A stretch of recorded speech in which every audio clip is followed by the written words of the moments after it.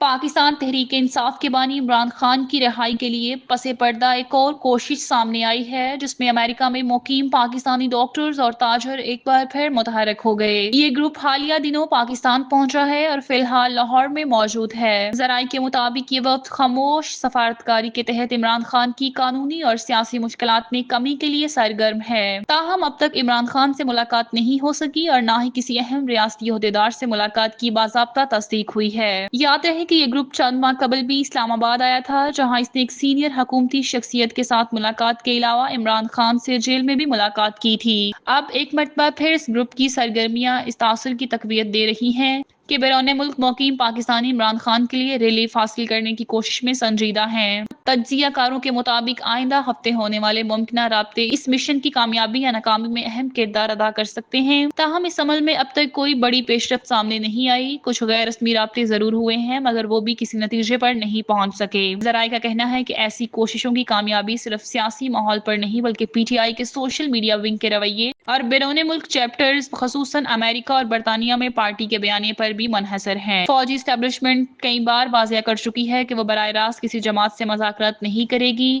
اور تمام سیاسی جماعتوں کو باہمی بات چیت کے ذریعے مسائل حل کرنے ہوں گے۔ اس کے باوجود پی ٹی آئی کی دوسرے درجے کی قیادت پر پس پردہ رابطوں میں مصروف ہے، لیکن پارٹی کی سوشل میڈیا مہمات جو عسکری اداروں کو ہدف بناتی ہیں اور بیرون ملک لابنگ کی کوششیں بالخصوص واشنگٹن اور لندن میں ان رابطوں کو شدید متاثر کر رہی ہیں۔ پارٹی کے کچھ رہنما نجی طور پر تسلیم کرتے ہیں کہ یہ جارحانہ حکمت عملی نقصان دہ ثابت ہو رہی ہے اور اس سے نہ صرف پارٹی کے عمومی تاثر کو نقصان پہنچا ہے بلکہ عمران خان کے لیے کسی ممکنہ ریلیف کی راہ بھی مزید دشوار ہو گئی ہے۔ پارٹی کے اندر بھی یہ سوچ ابھر رہی ہے کہ اگر حقیقی مفاہمت کی راہ ہموار کرنی ہے تو سوشل میڈیا پر اپنی جارحانہ پالیسی کو ترک کرنا ہوگا۔ مبصرین کا کہنا ہے کہ عمران خان کی مشکلات میں کمی کا انحصار پی ٹی آئی کے رویے میں تبدیلی، ریاستی اداروں پر تنقید کے خاتمے اور ملکی معیشت میں بہتری کے اقدامات میں عدم مداخلت پر ہوگا۔